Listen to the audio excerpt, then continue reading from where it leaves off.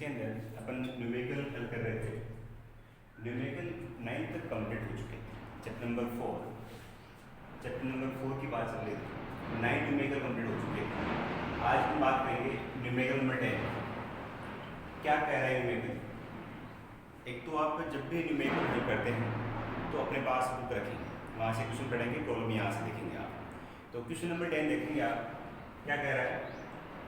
चित्र में दर्शाए गए संधारित्रों की धारिता ज्ञात कीजिए। यहाँ दो दे रखे हैं चित्र ए है और चित्र ब है। इनमें दर्शाए गए संधारित्रों की धारिता ज्ञात करें। यहाँ जो संधारित्र दर्शा रखे हैं उनकी धारिता ज्ञात करनी है। प्रत्येक प्लेट का क्षेत्रफल केवल ए है, वह प्लेटों की मध्य दूरी केवल डी है। प्रत्येक प्लेट एक समांतर प्लेट संधारित्र है, इसके अंदर ये प्लेट हो चाहे ये प्लेट हो, इसका क्षेत्रफल कैपिटल ए है और इनके बीच की दूरी स्मॉल डी। क्वेश्चन में क्या कहा है? दो डायग्राम दे रखे हैं और इन डायग्राम में पूछा है कि दिए गए संधारित्रों की धारिता ज्ञात कीजिए। दिए गए संधारित्रों की धारिता ज्ञात कीजिए यदि प्रत्येक प्लेट का क्षेत्रफल कैपिटल ए हो। प्रत्येक प्लेट है उसका क्षेत्रफल कैपिटल ए हो, चाहे ये प्लेट हो चाहे ये हो, चाहे ये प्लेट हो चाहे ये हो। प्रत्येक प्लेट का क्षेत्रफल दे रखा है कैपिटल ए और प्लेटों के बीच में इस जो दूरी है वो है स्मॉल डी। क्षेत्रफल केवल ए दे रखा है, दूरी क्या स्मॉल डी। पहले आप इसको देखेंगे, इसमें ये दी गई व्यवस्था श्रेणीक्रम में है या समांतर क्रम में। बात ये पहले चेक करना है कि ये जो डायग्राम है इसमें संधारित्र है वो श्रेणीक्रम में जुड़े हुए हैं या समांतर क्रम में जुड़े हुए। देखिए यहाँ से इसको अलग कर रखा है, इसका मतलब एक संधारित्र तो ये है और दूसरा वाला ये है। एक संधारित्र तो ये हो गया जिसका प्रायोगिक एप्सिलॉन r1 है, दूसरा संधारित्र आपका ये हो गया जिसका प्रायोगिक एप्सिलॉन r2 है। मतलब दो संधारित्र हैं जिनके प्रायोगिक एप्सिलॉन r1 एप्सिलॉन r2 है। ठीक है बात? ये तो समझ में आ गया कि इस डायग्राम ए के अंदर दो संधारित्र हैं। अब ये संधारित्र श्रेणीक्रम में जुड़े हुए हैं या समांतर क्रम में जुड़े हुए हैं, ये आपको पता लगा है। एक तो मैंने बताया था आपको श्रेणीक्रम में क्या होता है। अगर दो संधारित्र श्रेणीक्रम में है तो पहले संधारित्र की दूसरी प्लेट दूसरे संधारित्र की पहली प्लेट से जुड़ी हुई थी, वो तो होता है क्या? श्रेणीक्रम। अगर दो संधारित्र जिनकी पहली प्लेटें एक साथ हो और दूसरी प्लेटें एक साथ हो, वो क्या होता है? समांतर। देखिए जरा, ये संधारित्र एक तो ये है, ये इसकी पहली प्लेट ये और इसकी ये, दोनों प्लेटें एक जुड़ी हुई हैं और यहाँ पर इस संधारित्र की दूसरी प्लेट इससे और इसकी दूसरी प्लेट इससे जुड़ी हुई है। इसका मतलब दिया गया संयोजन किसमें है? समांतर क्रम में। किसमें? समांतर क्रम में। दूसरी बात, बीचों बीच से काटा गया है, इसमें जनरल दे रखा है कि जो प्लेटें हैं क्षेत्रफल केवल ए है। अब यहाँ प्लेट के बीचों बीच से इसको दर्शाया गया है काट करके। इसका मतलब क्या है? क्षेत्रफल क्या हो जाएगा उसका? आधा, क्योंकि यहाँ से लेकर यहाँ तक क्षेत्रफल केवल ए है, बीच में से काटा गया है तो a/2 इसका होगा, a/2 इसका होगा, सेम इसका भी क्या होगा? a/2 इसका भी क्या होगा? a/2। ठीक है, तो इस कंडीशन में ये संयोजन किसमें है? समांतर क्रम में है और दी गई संधारित्र की प्रत्येक प्लेट का क्षेत्रफल a/2 होगा। बात समझ में? जो संधारित्र है इसमें प्रत्येक संधारित्र में प्लेट का क्षेत्रफल केवल a होगा। तो क्या देखेंगे आप? उपरोक्त चित्र ए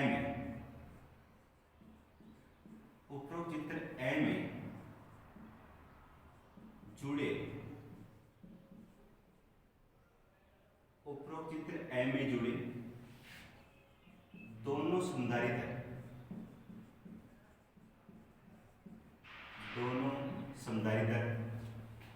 समांतर क्रम में है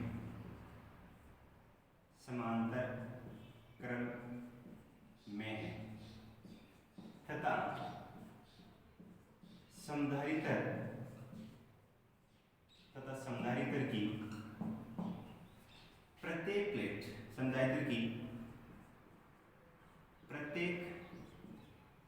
प्लेट का क्षेत्रफल a/2 है। प्रत्येक प्लेट का क्षेत्रफल क्या है? a/2 है। ठीक है, ये जो दी गई व्यवस्था है किसमें है? समांतर क्रम में है और प्रत्येक संधारित्र की जो समदायित्र है उसकी प्रत्येक प्लेट का क्षेत्रफल a/2 है या a/2 हो, प्रत्येक प्लेट का क्षेत्रफल a/2 हो। ठीक है बात। अब इसमें देखिए भाई, इसकी डाटा C1 मान लेते हैं, इसकी C2 मान लेते हैं। C1 इज इक्वल टू क्या हो, एक समानांतर प्लेट समदायित्र जिनकी प्लेटों के मध्य एप्सिलॉन r परिवर्तन पूर्ण रूप से बराबर हो, तो फॉर्मूला क्या होता है, C equal to epsilon not a upon d। तो C1 इक्वल टू क्या आएगा इसका मान, epsilon not a upon 2 upon में क्या है d। इसी प्रकार से C2 दूसरे संधारित्र की धारिता C2 इक्वल टू क्या हो जाएगा, epsilon R2 epsilon not a upon 2 upon में क्या आएगा d। तो तुल्य धारिता क्या होगी, अतः तुल्य धारिता Cp is equal to C1 plus C2। Cp is equal to क्या हुआ, C1 plus C2। Cp equal to C1 की वैल्यू क्या है, a/2 को यहाँ 2 लिख सकते हैं, तो a/2 यहाँ पे आ जाएगा, क्या बन जाएगा, इसी को देखो आप इस प्रकार से लिख सकते हैं, epsilon R1 epsilon not a upon 2d। Next में भी क्या होगा, epsilon R2 epsilon not into a upon 2d। ये वैल्यू C1 की है, ये किसकी है, C2 की। ये वैल्यू आप वहां रखेंगे, क्या हो जाएगा, epsilon R1 epsilon not a upon 2। इसके बाद सेकंड में क्या होगा, epsilon R2 epsilon not a upon क्या है 2d। दोनों से कॉमन क्या आएगा, Cp इज इक्वल, इन दोनों से common epsilon not a upon 2d, epsilon not a upon 2d common आ जाएगा।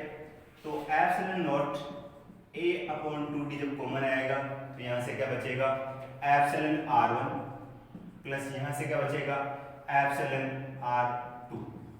ये आपका चित्र ए के लिए धारिता का मान है, चित्र ए के लिए धारिता का मान।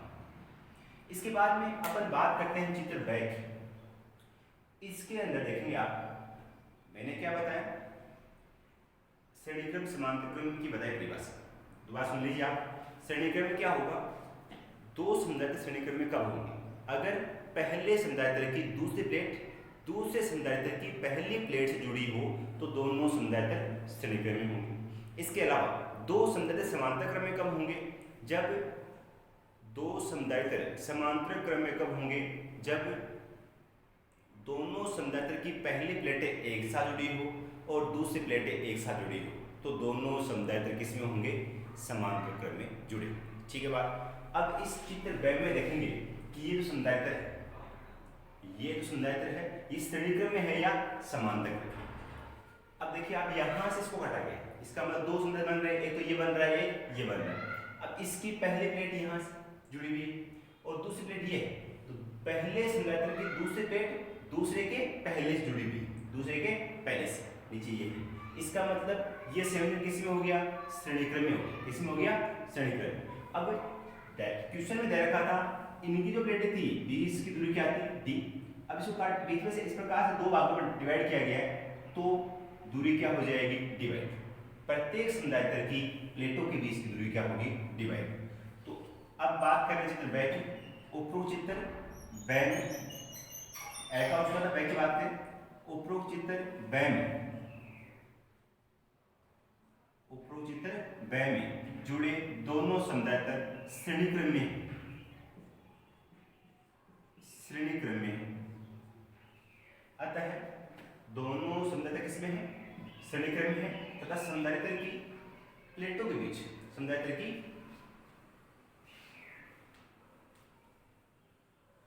देखिए आप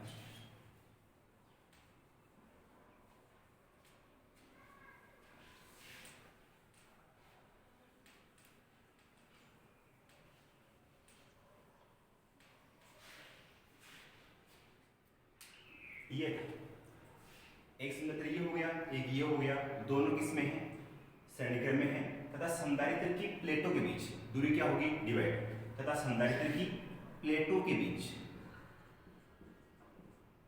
प्लेटों के बीच की दूरी, प्लेटों के बीच की दूरी डिवाइड 2 होगी। कैसे, दोबारा देखिए आप, ये एक संधारित्र है, इसको यहां से काटा गया तो दो बन गए, एक ये बन गया, एक ये बन गया। इस पहले संधारित्र की दूसरी प्लेट दूसरे पहले से, तो ये कॉमन है, तो पहले संधारित्र की दूसरी प्लेट दूसरे की पहले से जुड़ी हुई है, तो ये दोनों किसमें हो गए, श्रेणीक्रम में हो गए। अब यहां से काटा गया, ये दूरी क्या दे रखा है दूसरे में, डी दे रखा है यहां से यहां तक, तो ये क्या होगी, डिवाइड 2, ये क्या होगी, डिवाइड 2, ठीक है। तो पहले संधारित्र की धारिता क्या होगी, C1 equal to epsilon R1 epsilon not A upon D by 2, क्या हो जाएगा, 2 epsilon R1 epsilon not A upon D, ये D बाई 2 था, ये जाएगा ऊपर, तो ये बन जाएगा। इसी प्रकार से दूसरे संधारित्र की धारिता क्या होगी, C2 is equal to epsilon R1 epsilon not A upon D by 2, sorry second की क्या है, एप्सिलॉन R2 अपॉन में क्या आएगा, D अपॉन 2, D अपॉन 2 है, ऊपर जाएगा क्या बन जाएगा, 2 epsilon R1 epsilon not A upon D, ये वैल्यू पहले संधारित्र धारिता होगी और ये क्या होगी, दूसरे संधारित्र की धारिता।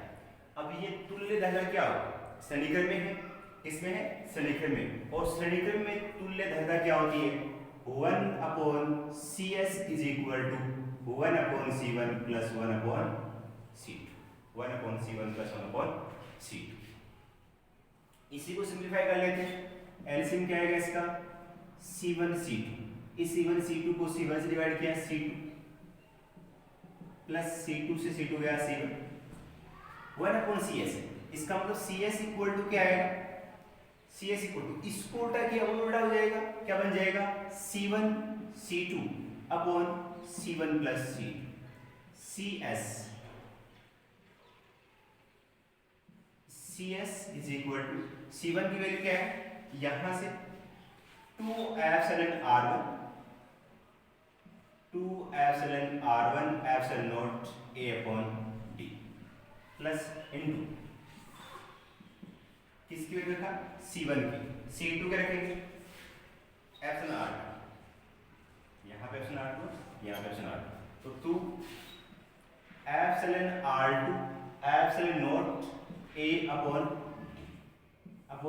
ये C1 C2 हो गया, अपॉन में क्या आएगा, C1 प्लस C2, क्या बनेगा, 2 epsilon R1 epsilon not A upon D plus 2 epsilon R1 epsilon not A upon epsilon R2 है, तो यहाँ पे एप्सिलॉन R2, ठीक है। अब क्या करेंगे, इसको सिंप्लीफाई और करते हैं, इसी के अंदर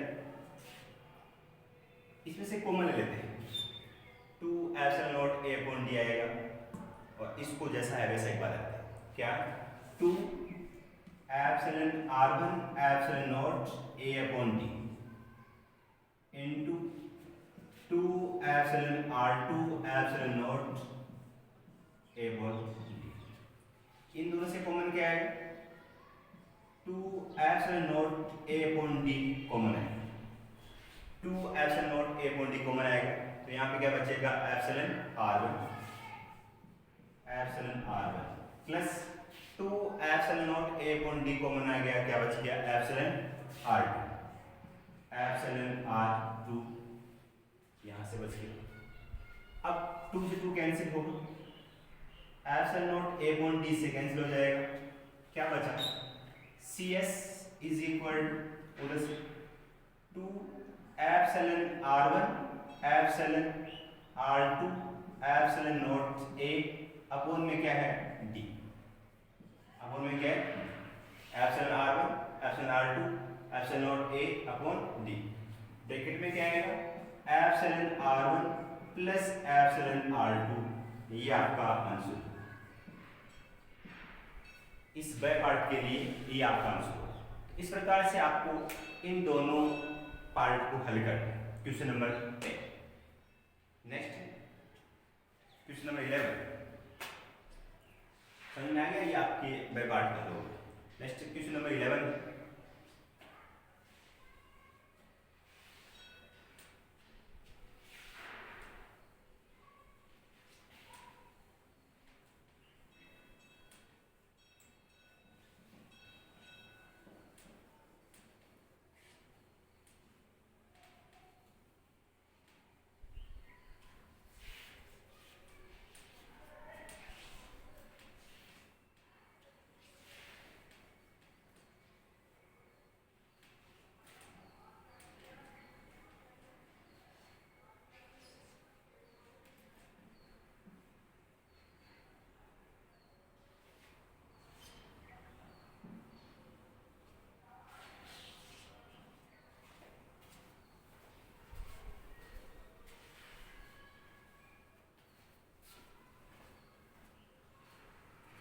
क्वेश्चन नंबर 10, क्वेश्चन नंबर 11 क्या दे रखा है इसके अंदर? समधारित्रों का दे रखा संयोजन। एक संधारित्र आपका यहाँ पर, दो संधारित्र है,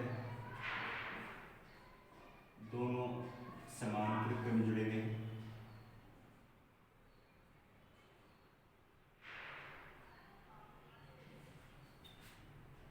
उसके बाद में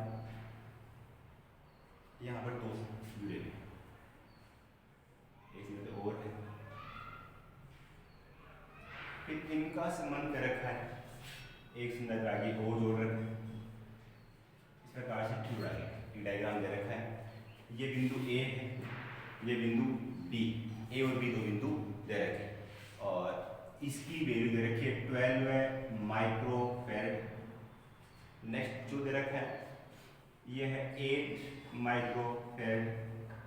नेक्स्ट वाला 4 माइक्रोफैरड, ये दे रखा है 4 माइक्रोफैरड। और उसके बाद में नेक्स्ट दे रखा है 16 माइक्रोफैरड। 12 8 4 4 16, 12 8 4 4 16। ये एक संयोजन दे रखा आपको और चित्र में ए व बी के मध्य तुल्य धारिता ज्ञात करनी। इस डायग्राम के अंदर ए और बी के मध्य तुल्य धारिता ज्ञात करनी, इसको सिंपलीफाई करना है और लास्ट में ए और बी के मध्य तुल्य धारिता ज्ञात करनी। आप देखेंगे इसके अंदर ये दोनों किसके अंदर है? सन्निक्रम में है, क्योंकि देखेंगे आप पहले संधारित्र की दूसरी प्लेट दूसरे की पहले से, तो किसमें? सन्निक्रम में। तो क्या लिखेंगे आप उपरोक्त चित्र में?